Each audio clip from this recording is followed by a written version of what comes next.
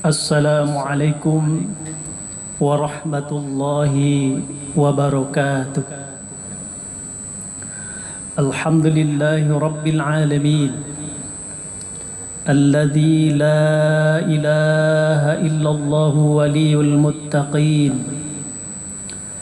Ashhadu an la ilaha illallah wahdahu la syarika lah, wa ashhadu anna Muhammadan abduhu wa rasuluh la nabiyya ba'dah. Allahumma salli wa sallim wa barik ala Muhammad wa ala alihi wa ashabihi ajma'in. Amma ba'd. Ya ma'saral muslimin, usikum wa iyaya bittaqwallah, faqad fazal muttaqun. Ittaqullaha haqqa tuqatih wa la tamutunna illa wa antum muslimun. Faqala Allah ta'ala fi kitabil mubin, a'udzu billahi minasy syaithanir rajim, bismillahirrahmanirrahim. Inna nahnu nuhyil mauta wa naktubu ma qaddamu wa atharahum wa kulla syai'in ahsaynahu fi imamin mubin. Sadaqallahul azim. Sesungguhnya kamilah yang menghidupkan orang-orang yang telah mati, dan kami yang mencatat apa-apa saja yang kamu lakukan, wa atharahum, dan apa-apa saja yang kamu tinggalkan. Sesungguhnya apa-apa saja yang kamu lakukan sesungguhnya tercatat dalam kitab yang nyata. Shadaqallahul azim. Maha benar Allah dengan segala firman-Nya. Al-Quran Surat Yasin, surat ke-36 ayat 12. Bapak-bapak,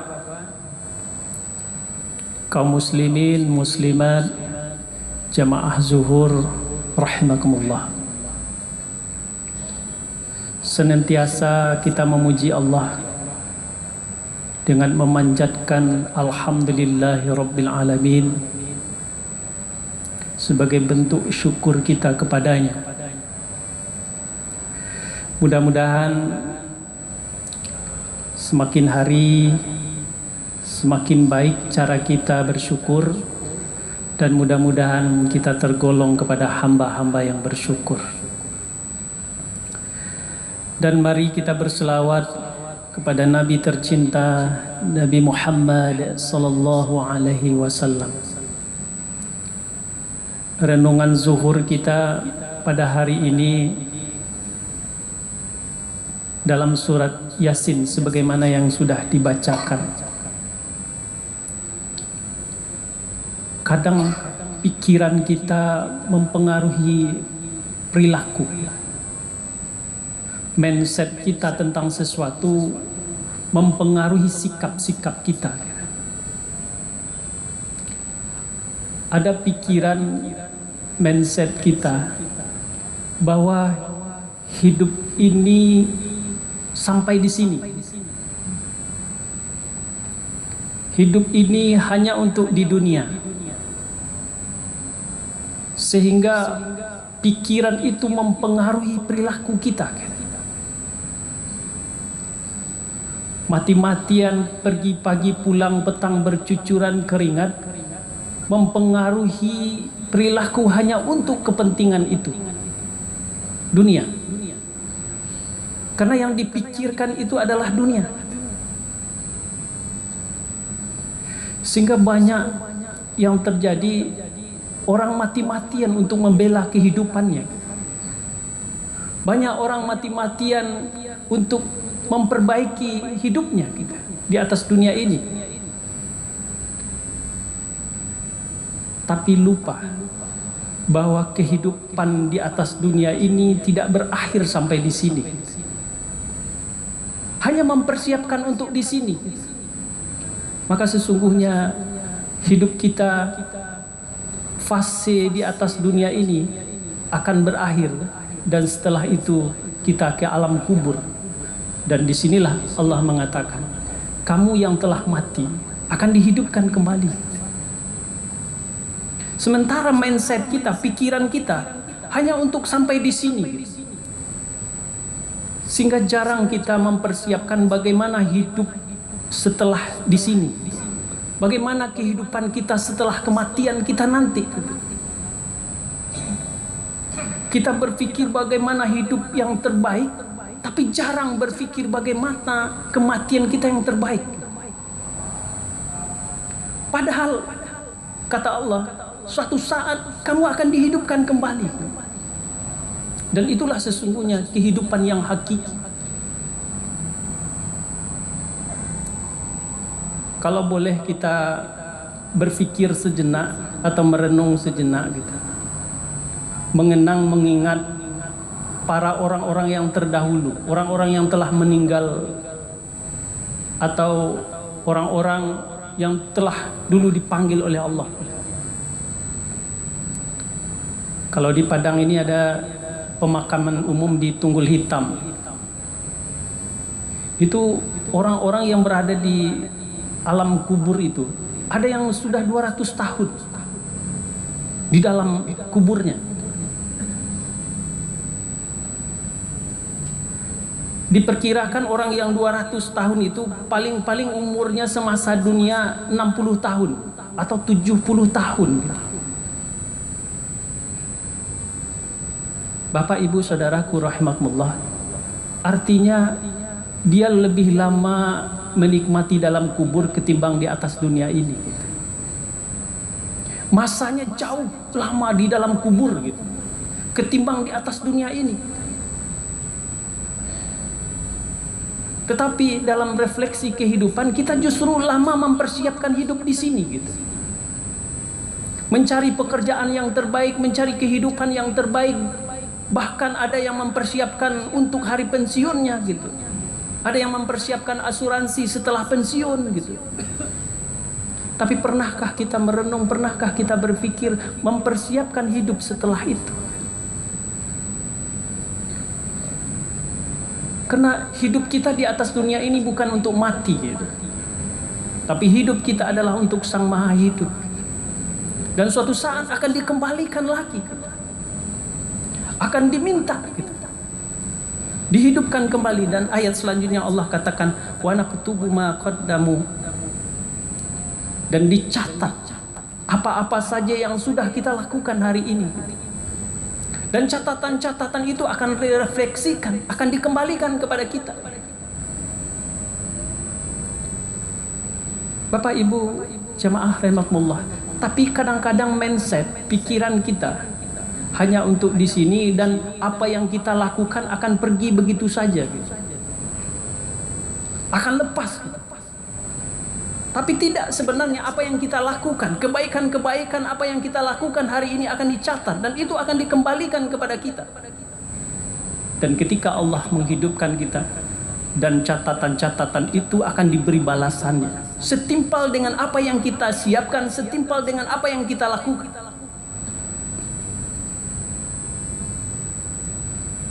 Ada cerita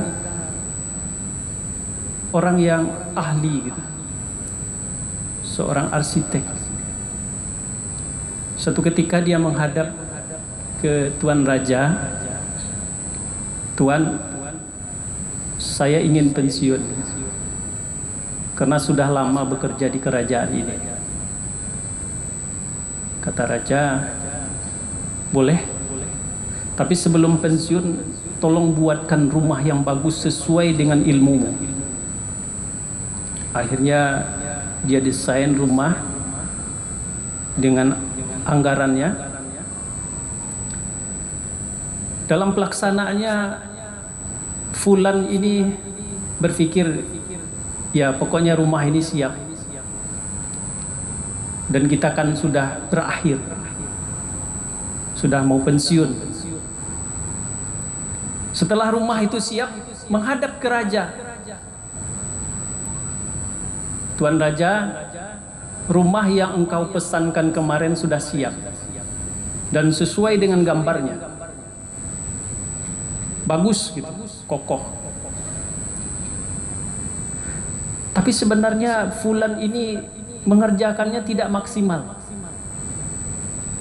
Karena dia anggap dia mau pensiun akan berakhir, dan apa yang dia lakukan itu tidak diperhitungkan. Tidak ada catatannya. Sehingga dia buat asal-asal saja, Pak. Kalau seharusnya semennya itu harus 500 sak, dia buat separuh. Pokoknya siap. Pokoknya jadi.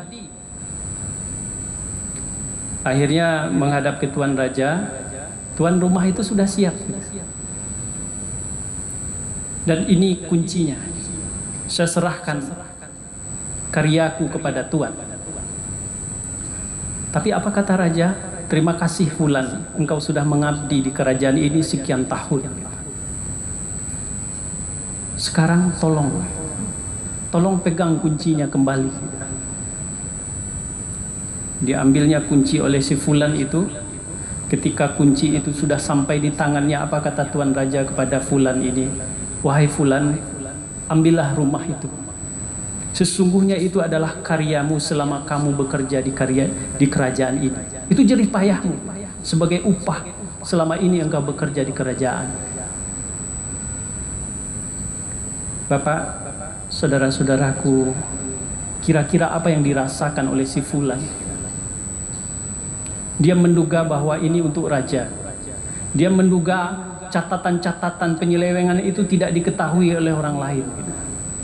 Ternyata rumah itu untuk dia. Catatan-catatan penyelewengan itu justru untuk dia juga dikembalikan. Rumah itu asal-asalan saja, casingnya saja yang bagus gitu. Akhirnya dia menyesal. Maka berhati-hatilah. Ini sebagai analogi saja, bahwa kadang-kadang kita menganggap hidup ini hanya untuk di sini gitu, dan akan berakhir di sini gitu, dan kita tidak membawa apa-apa untuk kemudian hari. Dan ayat selanjutnya Allah katakan wa atharohum. Bukan catatan-catatan yang sudah kamu lakukan saja dicatat gitu. Wa atharohum. Catatan-catatan apa yang kamu athar itu maknanya athar, jejak, bekas gitu. Jadi bekas-bekas apa saja yang kamu tinggalkan setelah kamu meninggal itu akan dicatat gitu. Asar itu jejak. Jadi jejak-jejak yang kita tinggalkan, dan jejak-jejak yang kita tinggalkan itu diikuti oleh orang setelah kita. Jejak-jejak yang ditinggalkan guru diikuti oleh muridnya gitu. Jejak-jejak itu, langkah-langkah itu.